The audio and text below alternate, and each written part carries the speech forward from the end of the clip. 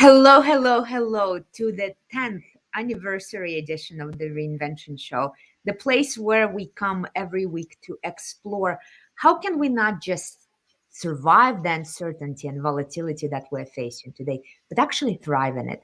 How can we turn disruption into opportunity and use the power of reinvention to enrich our lives, our communities, our companies, and our families? So it's a very special moment every week for me to welcome all of you. Let me know in the comments, where are you joining us from? Where are you joining us from? And I'm very happy to see that Michael is already here from Germany. Dusseldorf is in the house.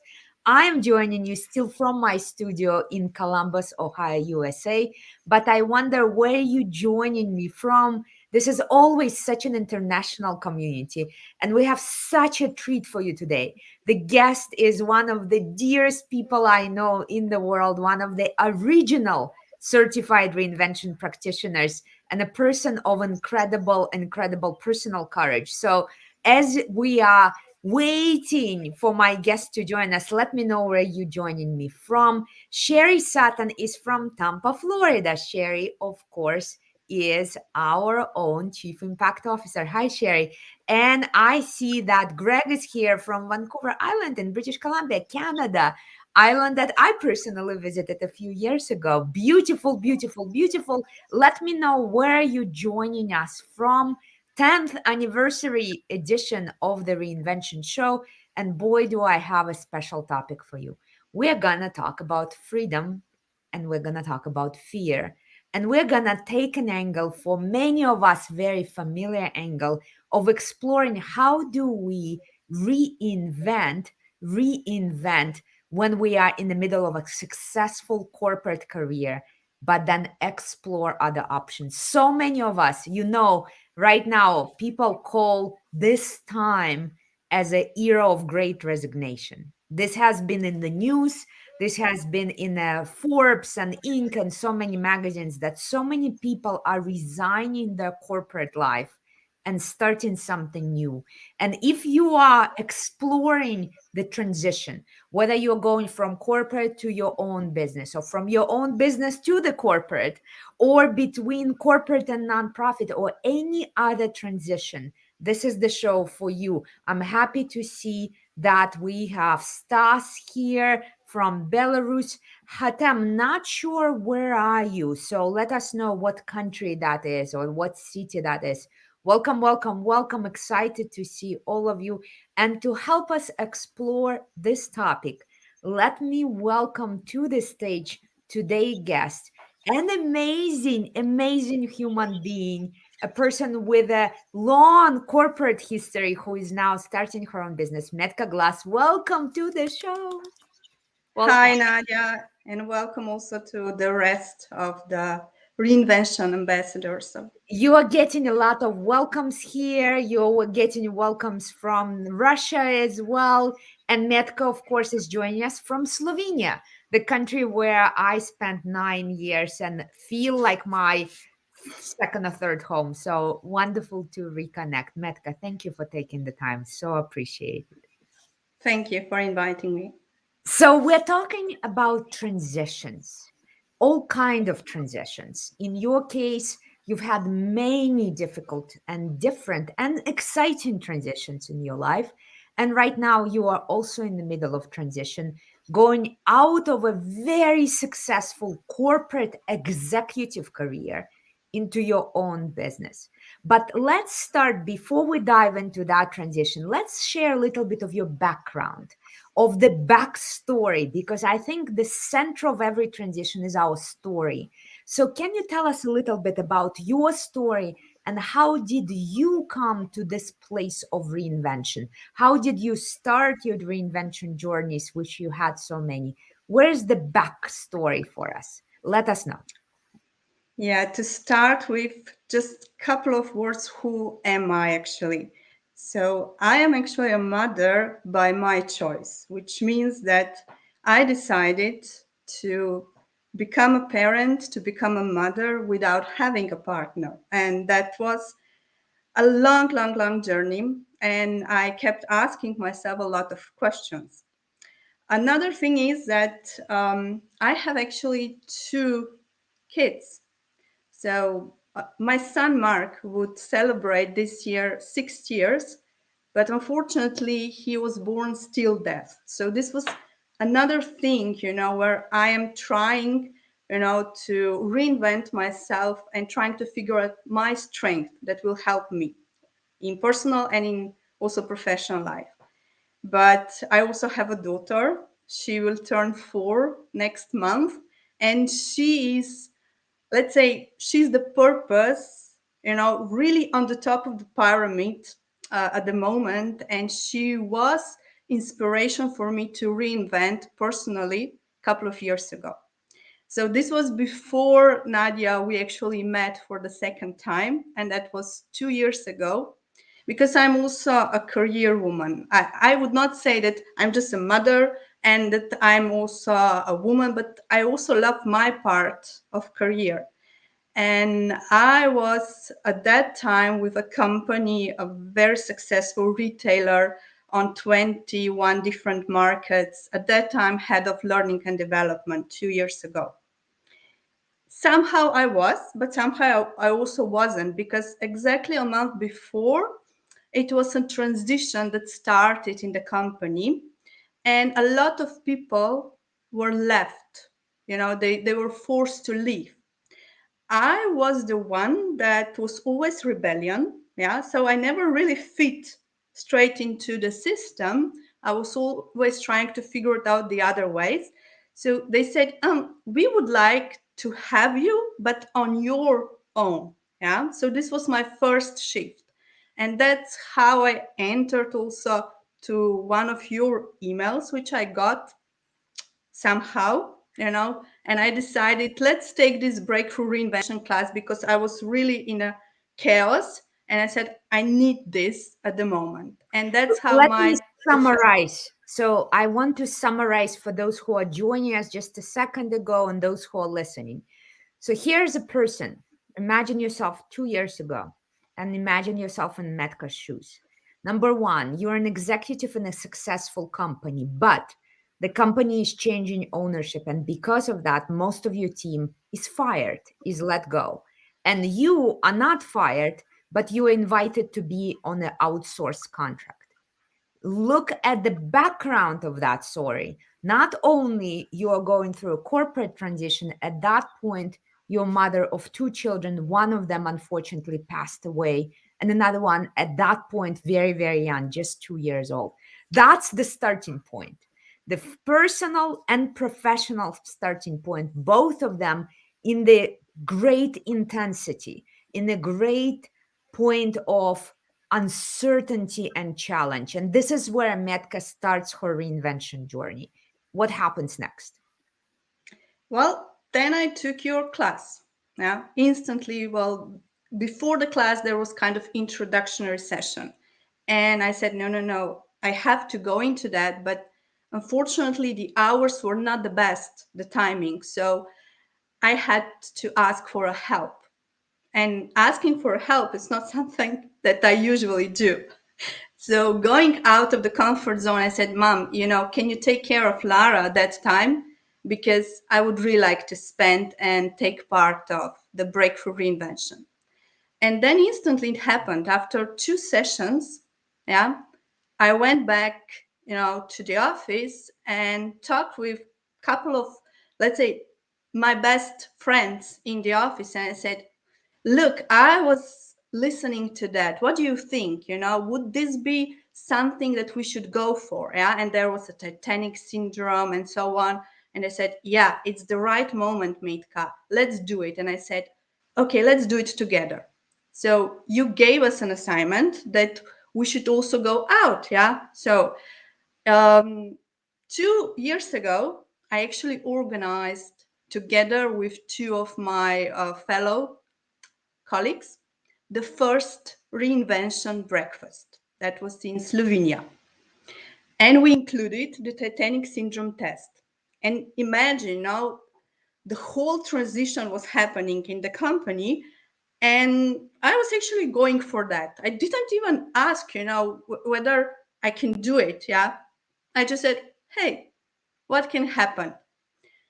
And it was such a 20% of the people actually go take the test, and the results were astonishing.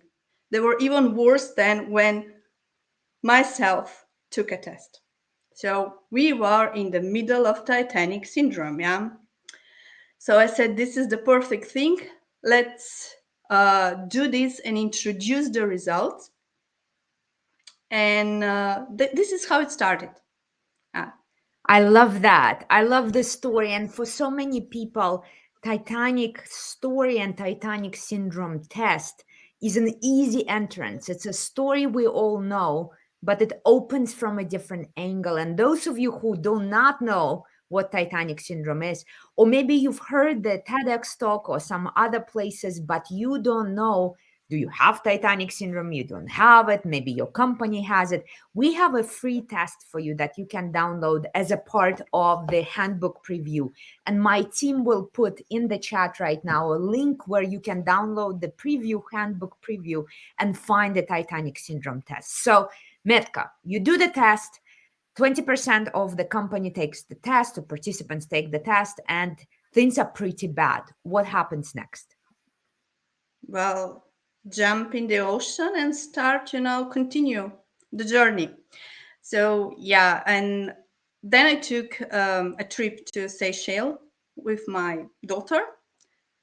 During that trip, I decided to actually go after the Breakthrough Reinvention also to the first cohort of the practitioner program. So everything was still very messy. But I found after I came back, I really got the support from the guy that I was really hoping that he would become our new CEO. Yeah. It didn't happen, turn that way, but he gave me a full support and he said, go for it. I will be there behind you. And that's how we started on a monthly basis. Every month, one, let's say, workshop. It was not me lecturing, it was workshop. So what was, let's say, my purpose and my aim was to kind of build a very safe, psychologically safe space for everyone. So we put a credo there, reinvention breakfast credo, that we are very much open, that there are no right or wrong answers, that we are listening to each other, that we are discussing and really, being very caring as well. This was the number one thing for me, to start into that. And it started pretty well. So, why reinvention? Why now? And that was everything before COVID. So, what we can reinvent, that we don't always reinvent just the products or services, but also how to reinvent a business model. All of that we covered. I established a Facebook community, so there was a lot of videos there as well, and started also virtual reinvention breakfast for the group. So not only for the on-site people in Slovenia, but for the group. And what happened afterwards? The COVID happened in March.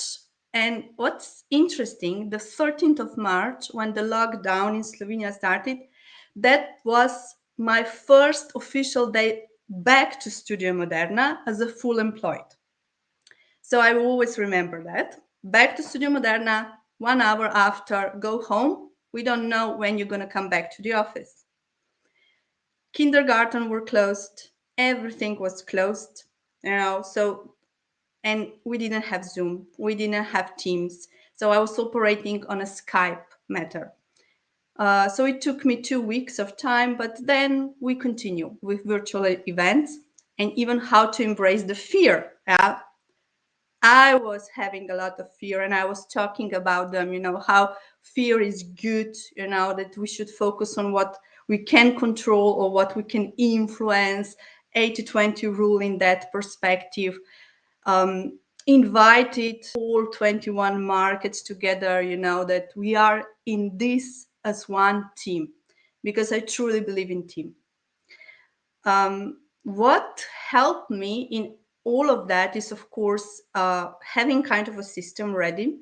So having my mother there to support, me as a mother, single parent, and also having people who believed in me and supported me, from friends and colleagues in that perspective.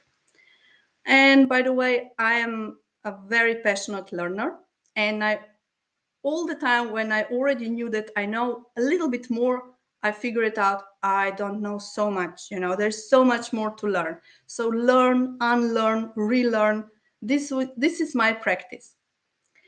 Unfortunately, I was not used to be 24 hours at home, not even meeting my colleagues face to face.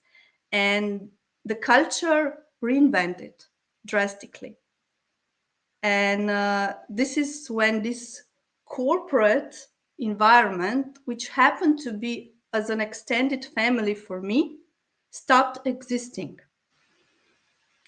So I was I was trying, but then I started asking myself, where is the point? And when the second COVID lockdown happened in October, then my daughter came to me during the meeting, the Zoom meeting, 3 times and said, "Mommy, can you be with me?" And I said, "I'm with you, just 5 minutes and I'm with you. But Mommy, you are not with me, Mommy." And this was for me the toughest thing. And after this meeting, I actually wrote down that I'm going to stay at home, and I'm gonna focus on my daughter because she needs me more than anything else.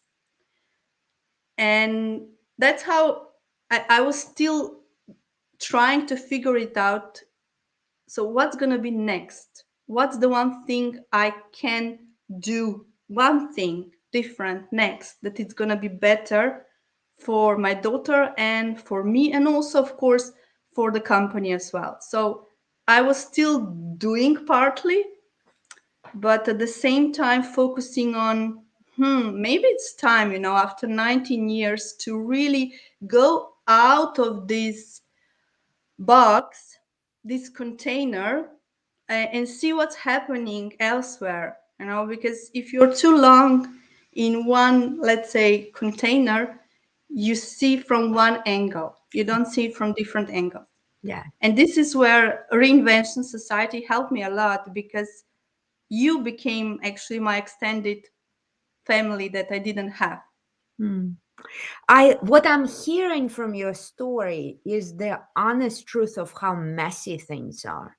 Birth is never pretty. Those of us who experience birth, it's never goes by the schedule. You cannot control much, and it's never organized. There's stuff flying everywhere. Things are not going according to the plan, and it's not clean. It's always a mess. But there's some beauty in that mess as well. And this year of COVID was an opportunity to ask ourselves what still holds, and maybe what asks to be let go, what invites us, what is calling us.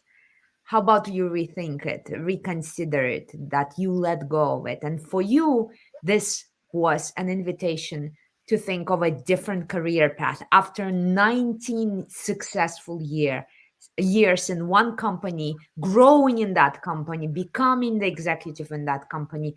It was time to consider, is it time to let go? So I love that honesty and the messiness of the story. And I'm not the only one. I see a lot of people reacting that this is so relatable, and how hard it is for so many of us to ask for help. So having a support system, asking for help, having a psychological safety wherever you get it. It doesn't matter if you don't get it at work. Find a place like our Reinvention Society and the Stellar Reinvention Club, or your friends or your colleagues, your mom, your whoever, but find that place. So you are exploring and coming to a realization that maybe life is inviting you to shed some old identities, some old resumes and maybe start something new. So, what happens next? Well, just a year ago, after I realized that I don't fit any much in this corporate, um, I took another experiment. So this was inside of the corporate that I prepared a smart growth leadership program for the middle level management, and I ran that on 4 markets and got very good feedback. Honest feedback. This was the first time that I actually experienced myself to be also a coach, because in the meantime, I took also a coaching program for life and business coach. Um, and I took that because I thought I'm not a good listener. So I'm not really an active listener, and that I should first, let's say, embrace that and be much more empathetic, and also ask more and speak less. So I took that course because of that. But I also met so many wonderful people there. And then I experienced that because whenever I'm taking something, I also want to give something. And for me, this is sustainability.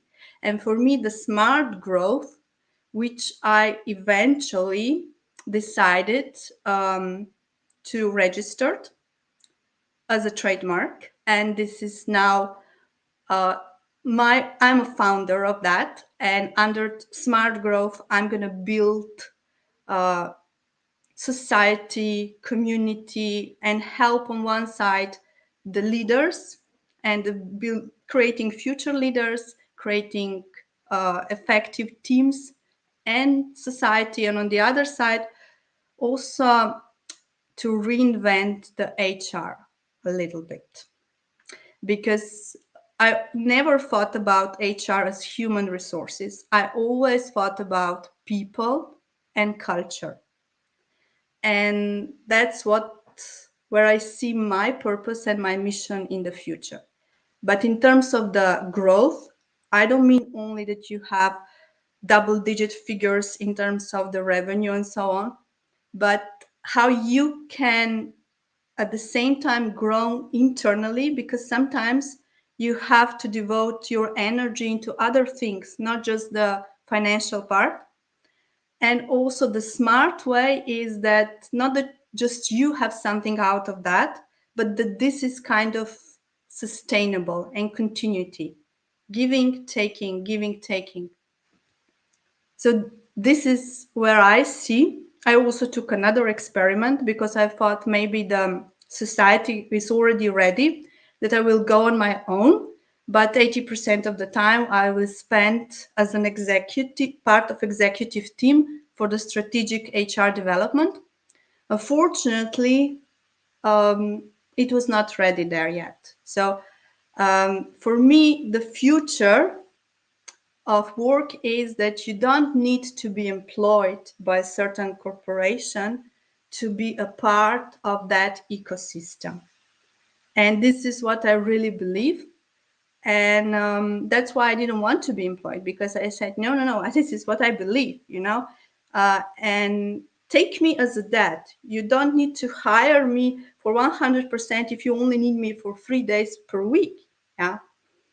Because I also believe that with that, the society will get much more. You know, I'm sometimes I have a fear, what's gonna be in what kind of society my daughter's gonna live. So this is my greatest fear, because that's something that I can only partially influence. I cannot control it. So, but I'm still a person, a rebellion, that I said, okay, but if there is at least a small part that I can influence, why not? And here the reinvention mindset, the reinvention, the culture, and also how to build a system that is not leaking really helps.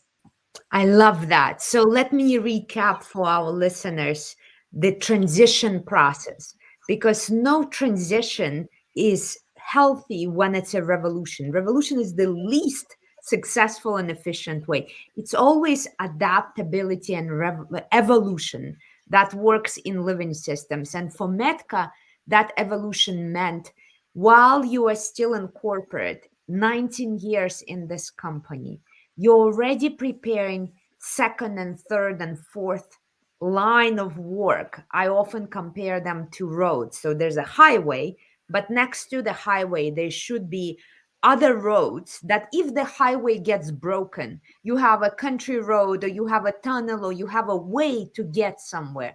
So we live in the future that is already in some places here, just not evenly distributed, the future in which just one highway, just one career track is not working. We need to build additional roads to work around to get to our destination. In your case, that was your own signature training program, Smart Growth, that was tested and developed while you were still in a corporate environment, but it became the foundation for your own startup, which is now trademark and started as your own corporation. And in addition to that, you started thinking about transitioning not as a I quit cold turkey, but maybe I go 80-20 format and think about combinations, which is again an evolutionary point of view rather than cutting the ties and burning the bridges and creating the breakages that are, generally speaking, most of the time not efficient. Now, the most important question, what's next? What's next? Well, the first thing is that I'm going to take a week of vacation. Yeah. Because, and I need this, and also my family needs to go somewhere just for 1 week that we spend time for each other. And then, I already started applying for the team coaching program because I believe in teams more than, in heroic leaders and heroic individuals. So, and I will start in November with Smart Growth.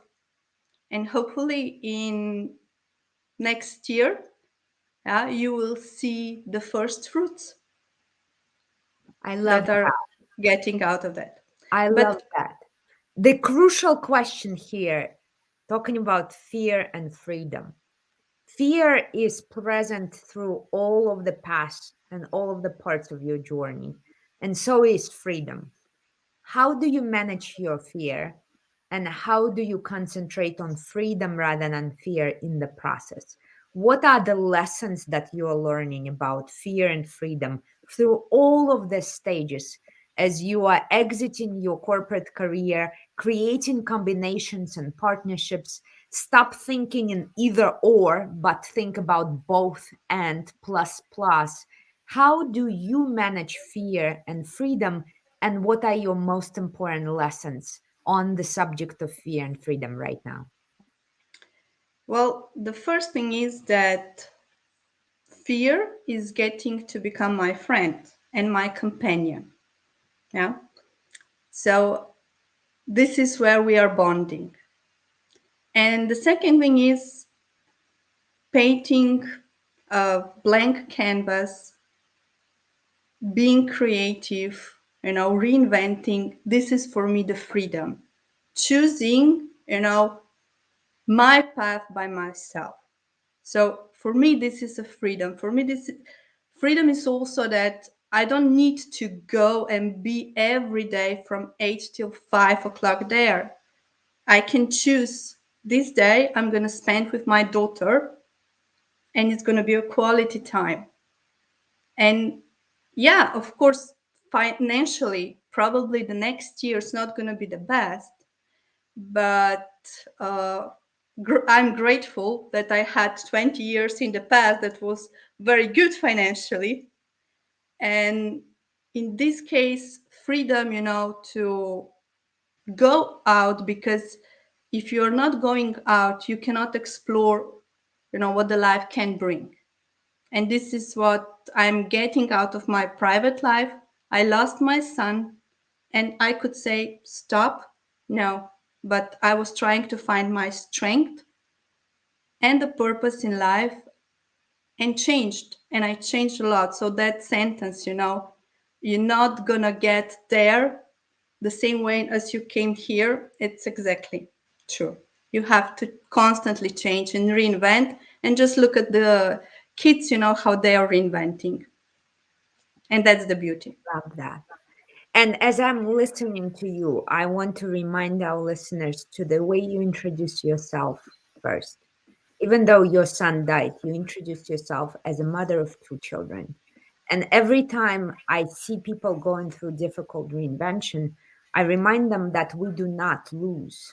What stays with us stays with us. And Mark is with you. You are a mother of two children, even though he is not physically present right now, but you are a mom of two kids. And nobody can take that away from you. And that creates a completely different perspective as you think about business reinvention, community reinvention, life reinvention, family reinventions, and many other aspects. So I so thank you for constantly being courageous to mix the topics, because we are so trained to speak about serious business and not about our life, the meaning of the life as a whole, and looking at the entire picture, because your business decisions are driven by your family life, by your life, by your community, by your history, by your future, by your past. We are whole human beings, and your own reinvention story is a beautiful example of how they all weave together the fabric of life. So thank you so, so much for joining us and for continuing to be the inspiration for our entire community. So I know I'm not the only one. You have a lot of love from Portugal. There is a lot of reactions on thank yous and appreciating. And this is just a beautiful feedback to you, and many, many thanks for taking the time to share. I'm not saying goodbye. I'll see you very soon at the next meeting of the Reinvention Club or the Reinvention Society or wherever else we meet. And I so hope, I have a big secret wish. I'm beginning to plant it in the universe, but I have a big, big secret wish that next year will be the time where we are hosting the Global Reinvention Summit, the first physical summit. And my wish is to host it in Slovenia. So I'm gonna connect and work on that with you and with Smart Growth so that we can make it happen. Thank you so much. Yeah, And thank you, have a great Nadia. day. And big, big hugs and hello to your family, to mom, to everyone involved in this beautiful story. Thank you, Metka. Thank you. Bye bye. So here you have it. This is how reinvention happens. It's a mix of everything. It's a fabric of life that connects us as humans to our businesses, to our economies, to our countries. And this is the beauty of understanding reinvention as a process, as a way of looking at life, as a system, as a part of our daily existence where things are ebbing and flowing. They go up and down. There is a gain and there is a loss. There's life and death, whether we're talking about human life or whether we're talking about business life, our products, our markets, our companies. So I appreciate you joining us for this episode of the Reinvention Show on fear and freedom. Of course, we have more for you. So if this is not enough, there's a couple more resources. You already see in the comments a place where you can download the free 85-page preview of this book, but there is more. This handbook was released just about a year ago, and to celebrate a 1 year anniversary, this is a toddler. We're just beginning to walk with the reinvention method. It's a baby. Our baby is turning one, and this book is more relevant today than it was a year ago. And we want to make sure you use the tools in this book. So, to encourage you, we have a giveaway planned out. We would like you to participate in our giveaway. And the winner of the giveaway will have a one-on-one personal coaching session with me.